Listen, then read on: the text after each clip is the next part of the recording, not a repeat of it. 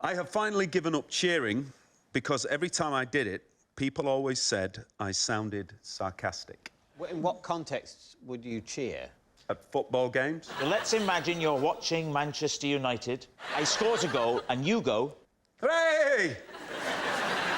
That cheer definitely might not be 100% sincere sounding. What would a sincere cheer sound like? What I try to infuse that with is a little bit of rage. Because I think that's the thing that underlying a lot of football supporting is the rage that this thing that they're into doesn't matter at all. I was with my children and I was surrounded by that primal scream and I muted it and a guy turned round and said, call that a cheer. And I said, I'm doing it because I don't want them to see me going, yes! Come on! You see, Rob, you're wrong when you rang me. He is a good actor. Chris, was it true or was it a lie? It was a lie. I once sold my wife's car, but told her it was stolen. Lee, what do you think? When was this? It was about 6 years ago. Well, quite recently. Oh, recently, yes, It's not like in the early days when you were hard up for cash. No. I was in a bit of strife with some gambling debts and I could only do it by stealing the car and flogging it. I got three and a half... Sorry, the studio for Jeremy Kyle's just next door. I think I got $3.5 for it. And how do you explain it to your wife? I told her it was stolen. I said it was outside, love. I don't know what's happened. Where's your car? You said bloody wombles. I'll take anything. Does your wife know now? No. So she will now when she watches it show. I won't let her watch this. Why, have you told the telly? No. Where's the telly? Stolen glasses. I shall make sure when this is transmitted that we're out of the house. Right, definitely, yes. The way you're going with your gambling, you might not have a house. I don't gamble anymore, you see. I mean, that taught me a lesson. That was it. Off. Finished, yeah. But we're trying to decide whether the esteemed actor and voiceover artist Bonnar Cribbins is actually a gambler, a liar and a borderline crook, essentially. Yeah. It is not illegal to lie to your wife. No. What are you going to say, Lee? Is Bernard Cribbins telling the truth with this bizarre tale of his wife and the car? OK, what are we saying? A lie. A lie. Saying it's a lie? A lie. And what you say, Mark? Yeah, I think it's a lie, because the alternative is that Cribbins has got a very dark past. We need it to be a lie, Bernard. So, Bernard, truth or lie? I am telling... It was a lie. I once stripped naked, then accidentally climbed into bed with my father-in-law. Lee's team. Were you drunk? Yes. Was it his bed or was it a spare bed in your house? It was our bedroom in our house, and they'd been babysitting.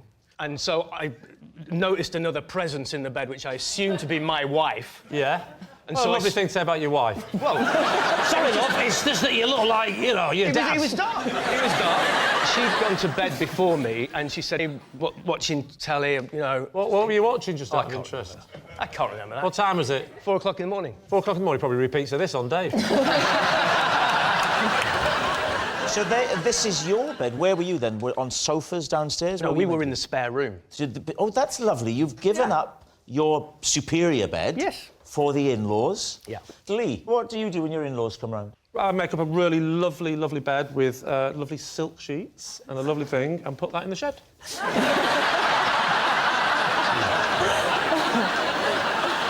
So you've come into bed, you think that your wife, she's gone ahead of you. I thought she'd be spark out, you know. Spark out in the bed. Yeah, and I've often done this journey in the dark. So she's often in bed before me. Yes, And yes. I know what to do. I can do it in the dark. Whip the clothes off, round the side of the bed, leap in, give her a snuggle. Oh, did you give her a snuggle? I went to give her a snuggle. Oh, no, naked? Naked. Which way was he facing? Thank God he was the other way. I spooned him. You spooned him? Like that makes it better. I think it's worse. I think you'd have to have done it both ways to know which is worse. That's true. Were you spooning in the way you spoon when you want to have a cuddle as you go to sleep? Or were you spooning in a way which was hoping to just nudge her awake? Luckily... There's a subtle difference between those two. I know that subtle difference. But luckily, I wasn't quite that excited yet. Yes! No. Oh, my word. It's quick, though. I mean, honestly, I whip it back, the thing, I jump in, I go for the spoon, and as I'm sort of approaching the body in the bed, I hear John, and I literally flew out of bed, and then the lamp went on, and I'm trying to put my underpants back on. Oh, you're completely naked? Yeah. Oh, the whole thing, I'm trying to get my twisted, fell over. It was like a comedy. It was ridiculous. Why would you go to the effort of trying to put your underpants on in front of them? Because I was naked. Yeah, but you wouldn't do it in front of them. This is right. Just grab them and leave. That's the sort of strategic decision you make when you're used to doing that. The first time, you can very easily think, I both want to leave and dress myself, and make the mistake of trying to do the two things at once. Yeah. And what happened in terms of the father-in-law? He was very, very lovely about it, and he went, one too many last night? And I went, yeah. And that was it. What are you thinking? Is it striking you as true? That's definitely possible. I believe he has issues with alcohol. I'm going true. You're saying true? Yeah, yeah. OK. I will go with my team and blame them. I'm going to say it's true. OK. John, were you telling us the truth, or were you telling us a lie? It is, in fact, sadly, true. My first ever voiceover job was making extra pig, sheep and horse noises for a documentary about a Yorkshire farm. I need an example. We're jumping in. Let's have a little bit of context. All right, then. When was it? 90... Whatever. Do a pig. 93. Was there a strike on with the pigs and the cows at the time? Didn't they provide the noises? I can't tell you why. All I can tell you is, for some reason, the sound was not good. Right. And they didn't know what to do. So she asked me if I would do it. And because I wasn't doing any acting work, I was like, yes. But it's a risk to ask you to turn up on the hope that you can do it. Most people can do a pig or a sheep. Yes. It's hardly turning you into Jim Rob, Carrey. Rob, the one thing I've learned about you is if you could impersonate it, you'd have done it. And I've never heard you do a pig or a sheep or whatever the other one was. I wonder how it would be if we went down to the farm and we found Ronnie Corbett. Well, what a wonderful surprise. Pigs and sheep aplenty. Now, let's see the sheep. Some people think a sheep is just meh, but it isn't. It's meh, or, you know, that's a sheep. Sheep meh, noises begin with a B, famously. Yeah. There's a song about it. You say, do you know why you say that? Because you're English, you see, and because I'm half partially sheep? Welsh in my heritage. Oh, you are half sheep?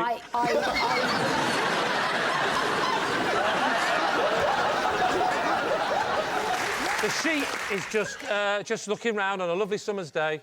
What's he do? Well, just probably be quiet, I would say. All right, but he's... All right, good point. So, Will, what do you think? Is she telling the truth? I think she's telling the truth. Wow. Do you? I'm not very... Listen, I was good at lying. I wasn't good at finding liars. I never had to do that, OK? Well, so I don't know. Why did you accept the booking then, mate? Gina. You know what? I believe her. Do you? I don't know why. I could feel the awkwardness coming over her as she was telling the story. I mean, she could be a really good actor. She has well, excuse me. We know that she is. I'm so... Gina! I'm so sorry. I'm sorry. We had no idea when we booked her that there would be that level of it. David, console her. Did I say so? All right, I think you say true. OK, they're going for true. Jessica, animal noises in the early days of your career, truth or lie?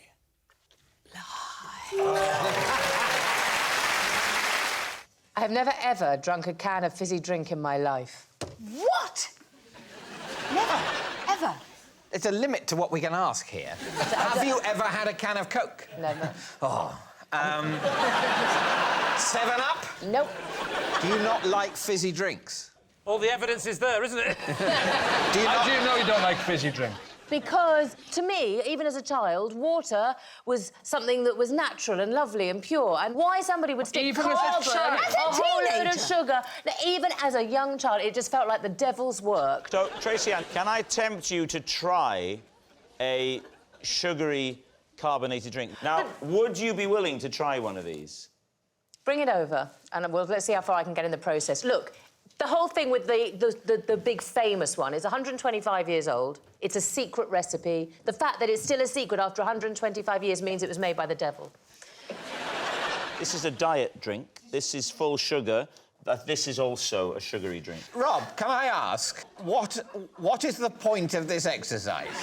To see if I'm lying. Well, no, because you're clearly going to be capable of going, oh, no, I don't want a fizzy drink. You're not going to be such a fizzy drink addict that you can't stop yourself from going, oh, yes, I do love it. I do love it, actually. Yes, it was a lie, and I'd do it again. Because if she is telling the truth, what a lovely opportunity. How often have you seen a grown woman taking her first sips of a sugary carbonated drink? The best thing this can be is cruel.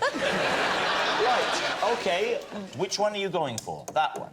Right, so we can lose these two. Let's bring it here. I haven't shut your face. You've made this the most light entertainment bit I've ever seen. I'm going to lose them two. There's the two. Those are safe. That's your boss fair on. They're fine. You're just playing now for the red can, love. Just the red can. Where have you come from tonight, Tracy-Ann? You want to give a wave to everybody back at home there? She's gone for the red can. The red can. So this may or may not be Tracy-Ann's first time drinking a sugary carbonated drink. Don't drink it if you don't want to. Yeah. You've made your point. Have I? You don't have to. Oh, I'm getting better at the opening. No, it's wrong. Can you not even sip it? I think that's... So, Tracy-Ann, you're definitively saying that you're not going to drink. She's drinking it. Oh. Oh, my God, it's everything I thought it was going to be. It's disgusting. Oh, get used to that phrase, Rob.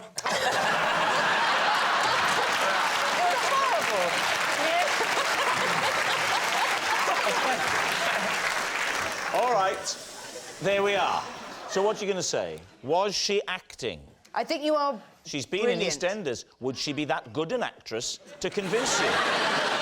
Instinctively, I liked the shiny cans were great. Yes. You know, the different colours. I think it's a great addition to the format. We think it's a lie. OK. Right. Tracy-Ann, truth or lie? It's the truth.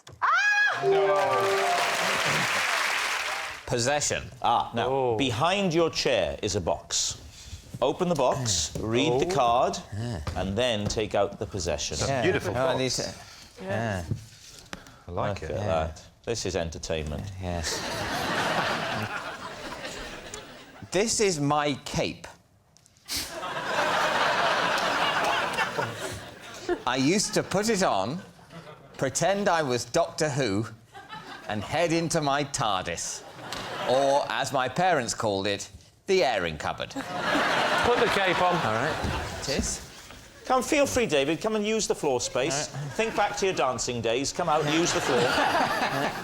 You could have a glamorous assistant in the form of Miranda. Oh, Miranda, would you help David get into his cape? Hang on. Am Do we put this over there? That's what I'm that'll hold thinking. it in place. There we go.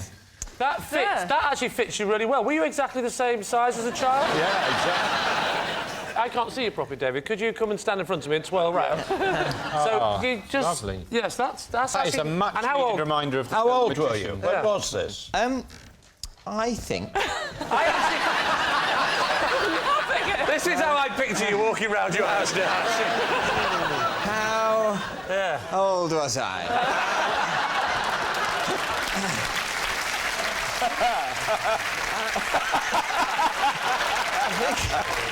I think at the time I was first given this cape, I think I was about maybe 10. 10 in that cape. Maybe 9. It was too big for me initially. Right. Hang on a second. Whoa. When you were 9, so to give us an idea of the height, go down, just go give us knees, and we'll see how much it would have dragged. So that would have been you as... Hang on, it's Can I have your shoes for a second? Rocking. Can I take this off? What are you doing? Well, your shoes. Oh, I see. Right, sorry, yes, Idea how you might have looked in those days. Yeah. This is how the police do sort of ageing profiling. Yes. What would he have looked like a few years So just ago? get yourself on. Hang on, this one's... There we go. It'll be...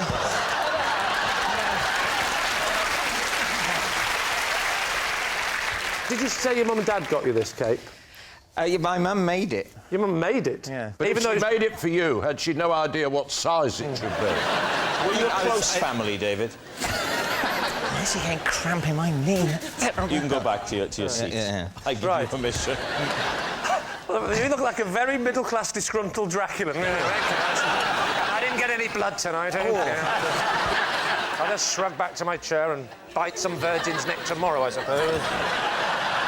So what do you think, Lee? Is it the truth or is it a lie? What do you think, Barry? Not a shred of truth. You don't think? I think it could be true. It sounds incredibly likely. In fact, I'd be surprised. I'd be surprised if this is a habit that's actually finished. I imagine he's... So Barry says a lie. I'm the odd one out here, aren't I? You say true. I hope it's true. I think it's lovely. I think it's lovely as well, so I'll say it's true. You're going to say true. All right. David, truth or lie? It is, of course, true. So please welcome this week's special guest, Ken.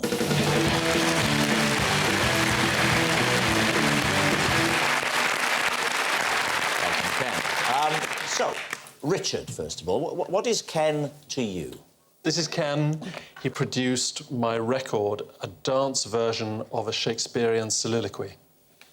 Right, OK. Fern, how do you know Ken?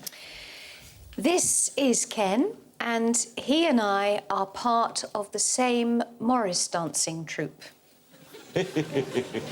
Right. Finally, David, what is your connection to Ken? This is Ken, and Ken drives a steam engine and recently let me ride in the cab with him.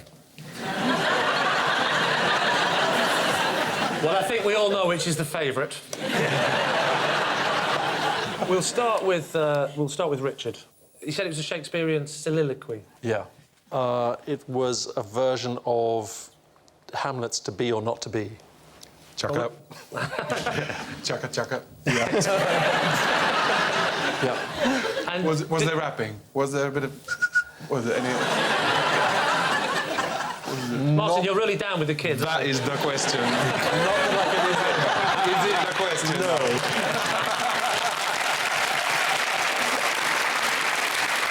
Did you keep with the original or did you change the words? No, the words were as is. As is? Yeah. How did it go? Can you do a bit?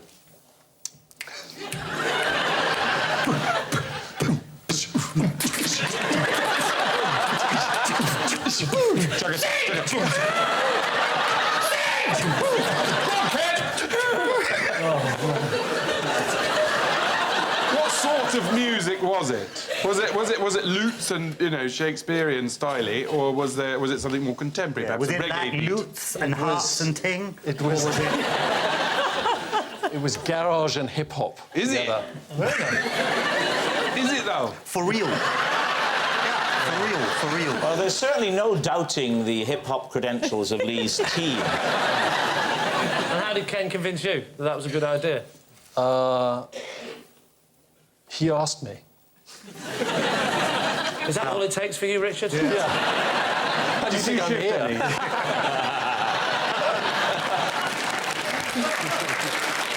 What was on the B-side? Shall I compare thee to a summer's day or whop it up thee straight away? That is the right answer.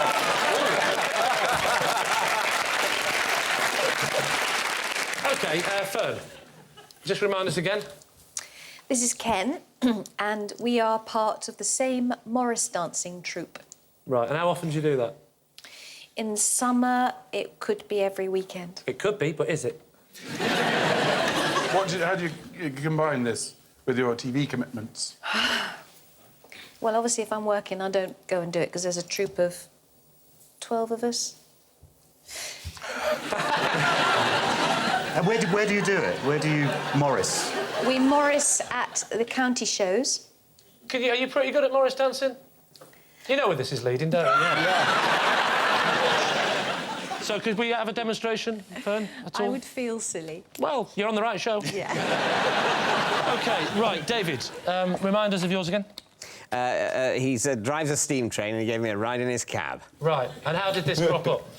It was... You were doing that? Yeah. It was at the... it was at my brother's 30th birthday do, which was at the Didcot Railway Museum. There is nothing you've said so far that we doubt. Right, and why did your brother choose that? Was it ironic? I think there was elements of irony and elements of genuine enjoyment. Very much like this show. How far did you go? You can't go anywhere. It's a museum. Oh, so it's an internal journey, You is can it? go sort of a couple of 100 yards, stop, a couple of 100 yards back. And this is all within the building? No. It's outdoors, but right. within the property. It doesn't. You don't access the national network because you just get in the way of the younger trains. They're in such a terrible hurry. Oh dear, says the old steam chain. Why is everyone in such a rush? It's because the network's so terribly underfunded. Say the trucks. Who's this coming through? It's a young engine. Get out of my way, David. I've got important letters to deliver. That engine's very angry, said David Mitchell.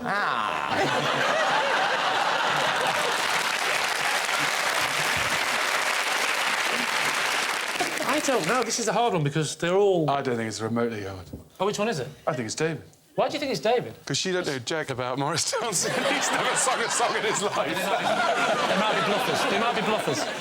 Yeah, well, we'll test them on the knowledge. Very quickly, name some Morris dancing equipment, please, Fern. I have the garters with the belts on. Now you're talking. I have the white knickerbockers and the long socks. I have the wooden-soled shoes. And I've got the big pole now. And...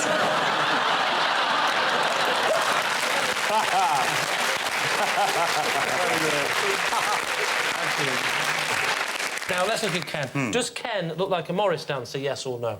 He sort of does, doesn't he? He does, yeah. He does. Does he look like he could drive a steam train? That's a definite big yes, isn't it? Does he look like a record producer?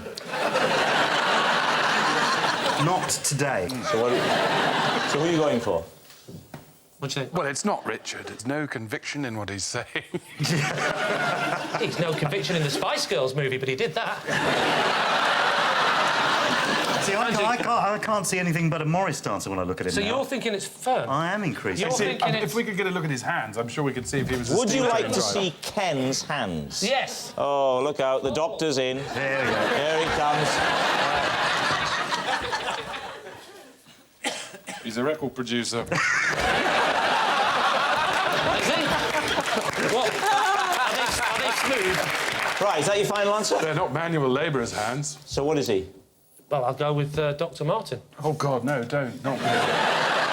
It's a Morris dancer, then. You think it's Fern? Yeah, let's You go think with Fern. it's... Fern now. Well, then I'm going to have to go with the team saying it's Fern. You're saying it's Fern? It goes against all my better judgment. All right, OK. Ken, would you please reveal your true identity? Yes, I'm Ken, and I produced a record with Richard E. Grant. Yes, Ken produced Richard's record, a dance version of a Shakespeare soliloquy. And as luck would have it, we've got a clip. Yay! Whether it is nobler in mind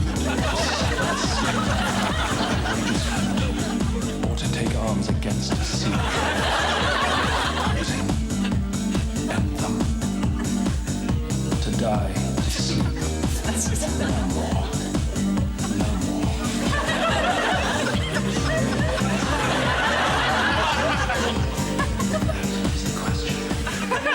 Well, unbelievable. Ken, thank you so much for coming on. Ken. Wow. I was asked to leave the cinema for crying too loudly.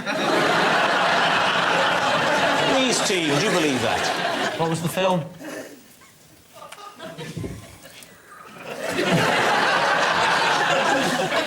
Rocky.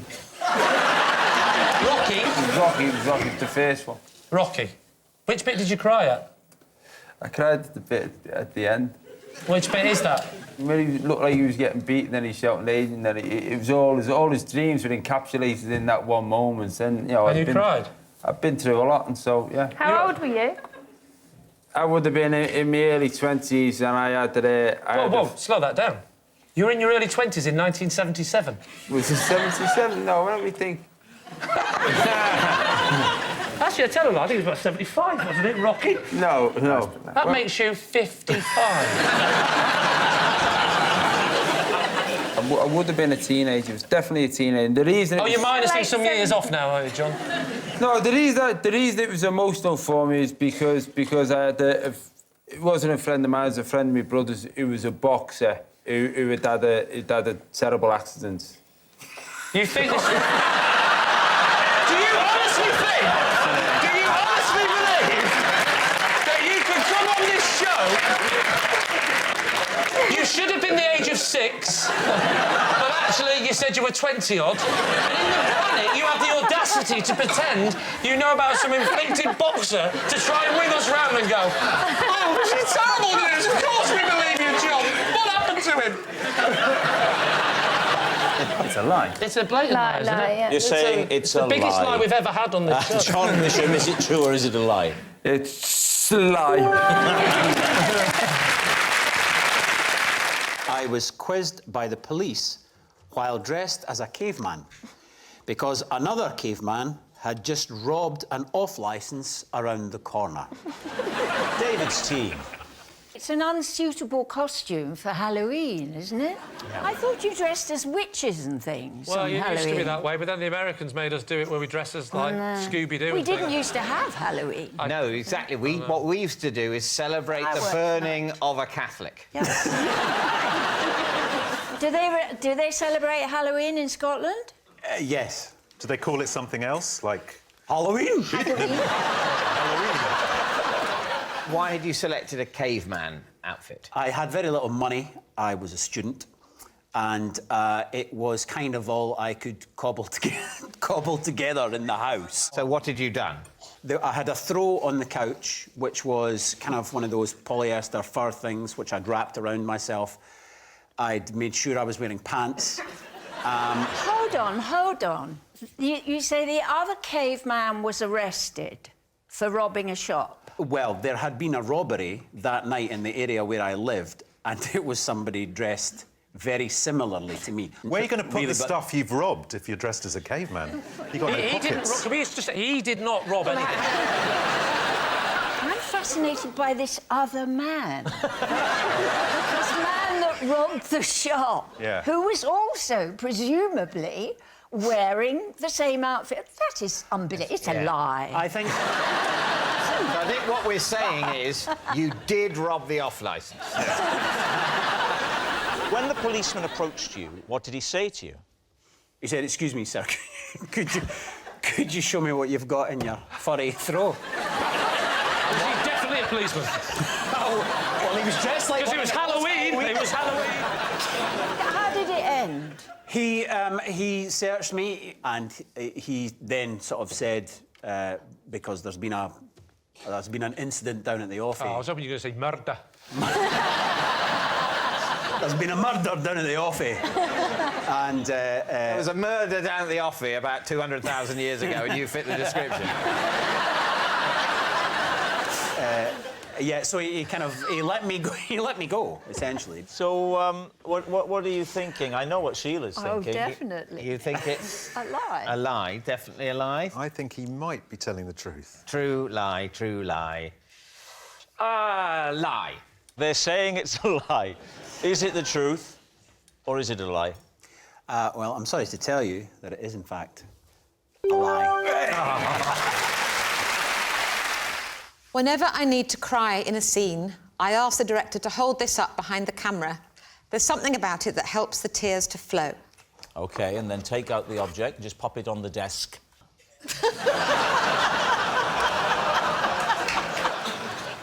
Right, just see if we can position it there.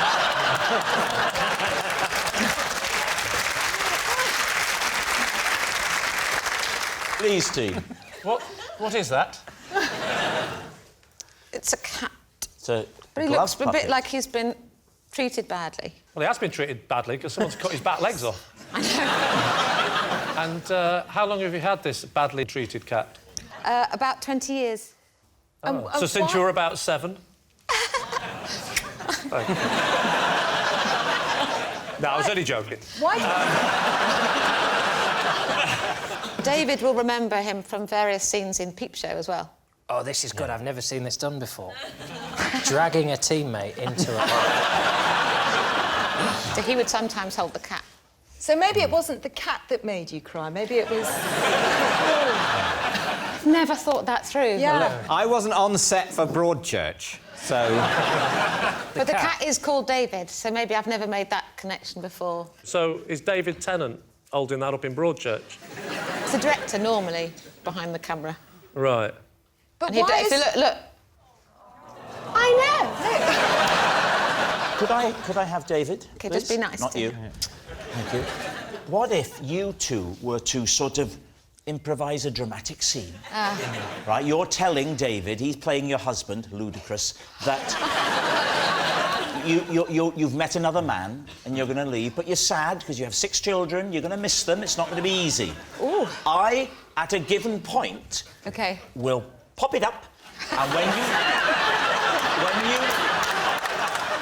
I pop it up, I want you to let the tears flow. OK. Whenever Rob pops it up, a woman cries. I didn't hear that. I only assume it was very insulting. It'd be something snide. OK. Off you go. OK. Hello, darling. Hello, darling. I'm afraid I'm running off with Alberto, the guitar teacher. Alberto? What, even after I voted for Brexit? I just couldn't help myself. If only they'd trigger Article 50 more quickly, he'd be gone by now. I'm getting some political satire in. Are you all right, darling? Yes. Sorry. I will try and keep it together. I'm really sorry.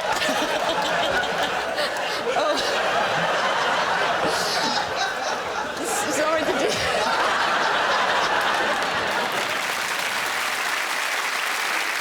Is it possible to look at the cat to see if it looks 20 years old? Because I think If you throw him to me, I'll throw him over to John. No, I'm not throwing him. Don't worry, he'll land on his feet. To be gentle.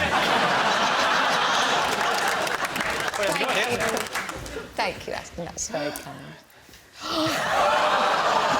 Oh, did you see that? That was a good catch. Quite good, wasn't it? Is that what you do on Spring Watch? You just pull the blue tits out of the sky. Let's have a look at this blue tit. And now an owl. He looks a bit... He looks really battered. manky. He looks battered. But Can you smell it? Go on, have a sniff. 12 years old, So what do you think? Truth or lie? Michaela? I think you're way too good an actress to need something like that. So you say it's a lie? I think it's definite. It's... I think I would have read it in an interview. Yeah. So you're saying it's a lie? Yes. OK, we'll say it's a lie. You say it's a lie. Olivia, was it the truth or was it a lie? It is, in fact, a lie. Oh, thank goodness.